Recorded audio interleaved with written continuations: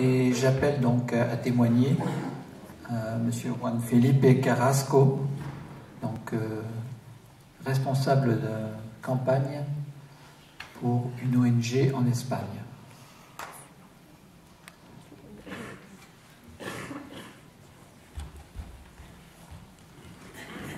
Monsieur le Président, pouvez-vous préciser l'ONG, s'il vous plaît?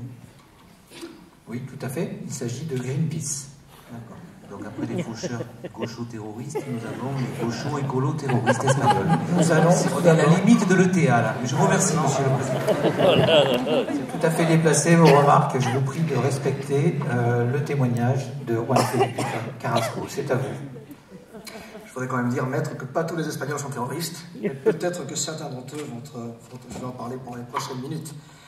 Alors, Monsieur le Président, maîtres et maîtresses, messieurs et mesdames les jurys, je viens vous parler de la réalité qui se cache derrière la propagande des multinationales des OGM, dont Monsanto fait partie, dans un pays qui est devenu le champ d'essai des OGM en Europe et en partie dans le monde. Un pays qui est très pris en otage par cette entreprise qui, ne l'oublions pas, s'appelle quand même le champ sacré, la montagne sacrée, Monsanto, et qui désacralise les formes d'agriculture durable et qui ont permis à nos civilisations d'arriver jusqu'à là où on en est. L'agriculture biologique dans notre pays, en Espagne, est en grande partie menacée et en partie déjà détruite par ces organismes génétiquement modifiés ainsi que éthiquement modifiés. Parce que, comme nous allons le voir maintenant, une grande partie de notre classe politique est corrompue et trop prochaine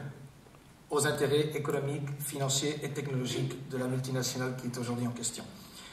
Il y a en Espagne 100 000 hectares de maïs cultivés, en grande partie illégalement, puisqu'il s'agit d'une variété qui n'a pas été autorisée de façon correcte en l'Union européenne. Et en plus, les variétés de ce gène, de ce Monsanto 810 qui sont autorisées en Espagne, ont été autorisées sans aucun consensus politique et social, en forçant les autorisations à travers des lois d'ordre mineur, comme sont les lois ministérielles qui ne passent pas par le contrôle parlementaire. Donc d'abord, premier argument d'ordre politique et démocratique, il s'agit d'une forme de dictature et donc de terreur sur un peuple qui continue de dire qu'il ne veut pas d'OGM. 80% des Espagnols disent qu'ils ne veulent pas d'OGM, et cependant les gouvernements, qu'ils soient de droite ou de ce qu'on appelle gauche, continuent à obliger ce peuple à en cultiver et en manger. Je disais que j'allais parler de la réalité derrière la propagande des industries, et notamment de la firme Monsanto, car il n'y a absolument aucune norme de traçabilité et donc de transparence qui soit respectée en Espagne. Les normes qui obligent à avoir un contrôle sur les cultures, sur l'ensemencement, donc les registres publics des parcelles OGM, ne sont pas tenus en compte. La directive européenne des OGM, qui est transposée en une loi espagnole, oublie complètement qu'il y a obligation de registre public, et donc il n'y a absolument aucune information à la population sur la situation de ces cultures OGM. Ce qui veut dire qu'il doit se cacher quelque chose derrière ces plantes éthiquement modifiées si on ne veut pas dire aux citoyens où elles se trouvent.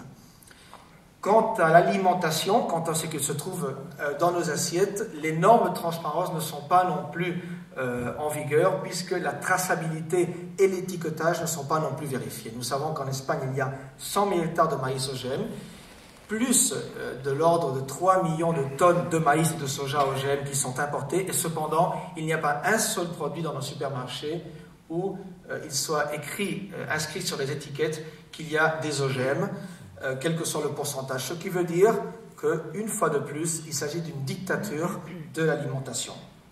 Je vais donner quelques petits exemples qui parlent de la transparence et surtout de la mort de la transparence. Je suis moi-même membre du comité de participation des ONG du gouvernement espagnol. Je l'étais du moins jusqu'aux dernières élections qui ont eu lieu il y a 2 mois. Et il y a eu beaucoup d'anecdotes qui démontrent que Monsanto et le gouvernement socialiste ouvrier espagnol sont pratiquement une seule chose.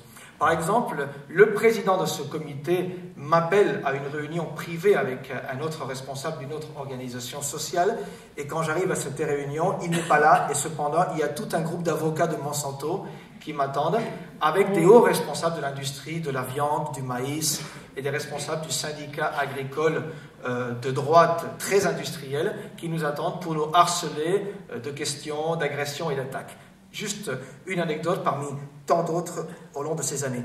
Quand nous avons démontré qu'il y avait des variétés OGM non légales dans les champs, la réaction politique a été de légaliser dans les heures suivantes ces variétés au lieu de punir ou de chercher la responsabilité du producteur de cette illégalité qui n'est autre que le Mont Sacré.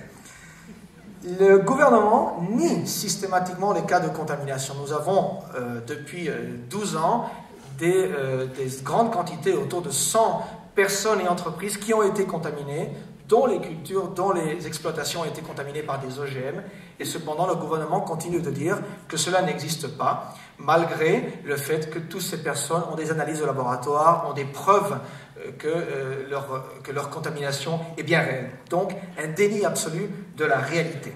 Voilà pourquoi je pense que Monsanto se trouve dans l'irréalisme le plus absolu quand il dit que ces plantes viennent solutionner les problèmes de la planète alors qu'elles ne sont dessinées que comme outil géostratégique de contrôle et pour augmenter les problèmes de ceux qui en ont déjà pas mal.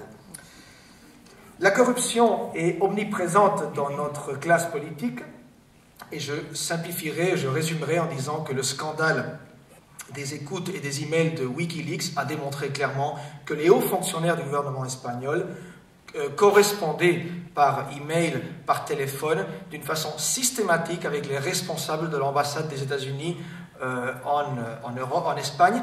Et je n'ai pas écouté les témoins antérieurs puisqu'on n'a pas le droit de s'écouter entre nous avant de comparaître devant ce tribunal. Mais j'imagine que certains d'entre eux ont déjà témoigné de cette relation entre les multinationales de l'alimentation et les gouvernements des pays qui ont choisi ou qui ont fait le choix des OGM.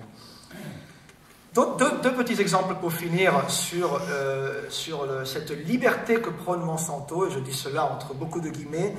Le premier d'entre eux, c'est l'industrie des fabricants d'aliments pour le bétail, qui est un énorme lobby, un énorme groupe de pression sur le gouvernement qui, pour éliminer la possibilité du choix chez les éleveurs de bétail, pour éliminer la possibilité de choisir entre un aliment pour leurs animaux avec ou sans OGM, ont décidé d'envoyer une circulaire obligeant sous menace tous leurs membres, donc tous les producteurs d'aliments pour le bétail, d'étiqueter tous les aliments, qu'ils soient OGM ou qu'ils ne le soient pas. Ce qui veut dire que la possibilité d'un double marché, d'une liberté réelle de choix pour ces producteurs et donc pour les consommatrices et les consommateurs n'existe pas, est nié et tué.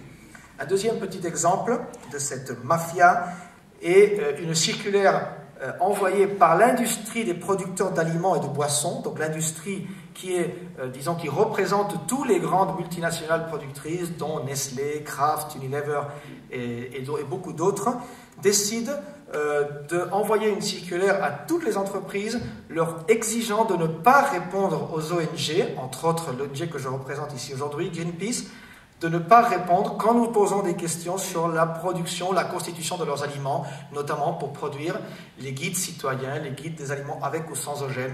Ce qui fait qu'aucune de ces grandes multinationales ne veut répondre parce qu'ils sont menacés par leurs propres représentants, par les avocats de leur propre fédération. Je conclus en disant que ce sont donc une fois de plus les libéraux, ceux qui prônent ce libéralisme, cette fausse liberté qui constituent des cartels qui volent notre présent, notre futur et notre économie.